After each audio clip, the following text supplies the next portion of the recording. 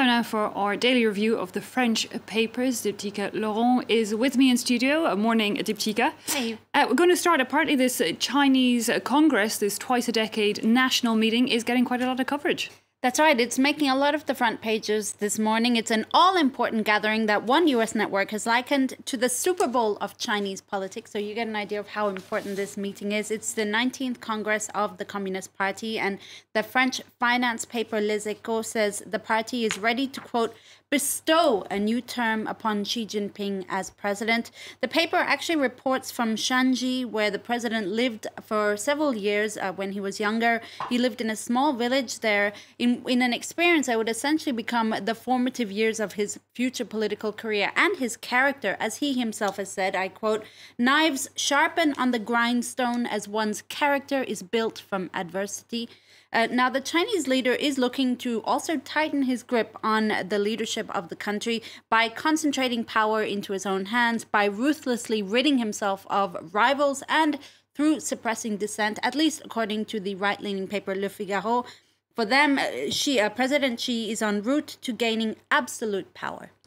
So trying to solidify his power, but he's also speaking about Chinese dominance on the world stage.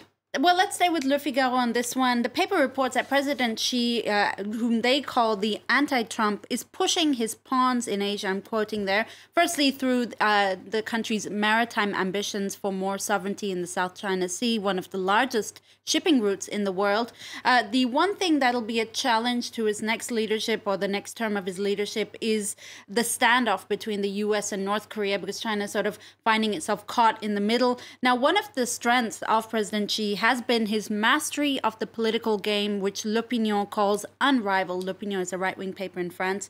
In particular, he's managed to create the Chinese dream and entice people towards the Chinese dream away from the American one that so many Chinese people were aspiring to in the past. But he's had a little help, as you see in this cartoon from L'Opinion, with one of his party members saying, well, well done, comrade. Thanks to you, the Chinese people are no longer dreaming of the United States, to which he says, I've had a little bit of help, as you see Donald Trump in the background there. Obviously, Donald Trump has ruffled a lot of feathers in China with his relentless attacks on the country.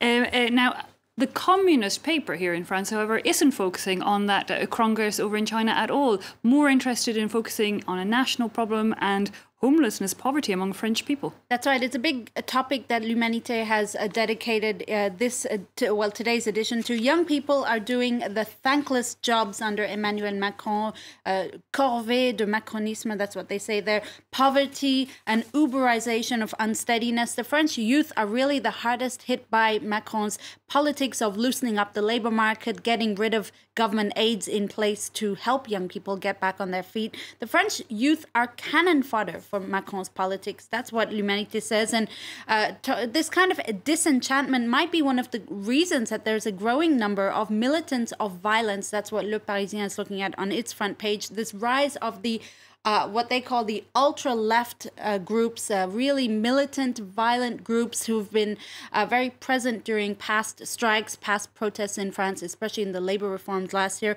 According to Le Parisien, there's about 2,000 of them, and they are a growing threat, if not for the reason that they're mostly made up of high schoolers and college students, so very young people, perhaps a little naive, and they act sporadically. And for this reason, Le Parisien's editors are really cautioning France's leaders that to be careful about further inflaming tensions and hatred. Okay, let's move on to another topic now. And we've seen women around the world starting to speak out about sexual harassment and abuse. The French president's wife among them. That's right. She's taken her first official position on a subject or a topic. She's spoken out very overtly about sexual harassment, in particular hailing the women who've been breaking their silence to talk about their own painful experiences of workplace sexual harassment or just in their general lives.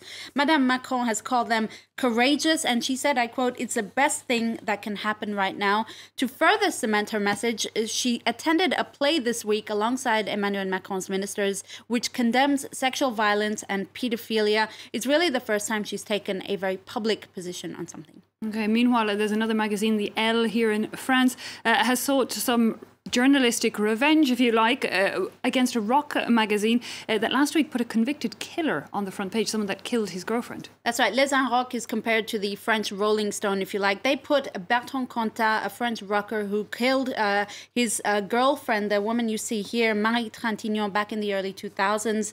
Well, earlier this week, Elle magazine dedicated their editorial to her in the name of Marie. That's what they say, dedicating their editorial to her and all the women who are victims of violence by men. Marie, I quote, "will never forget you. It'll take much more than the obscene media frenzy for your flame to burn out."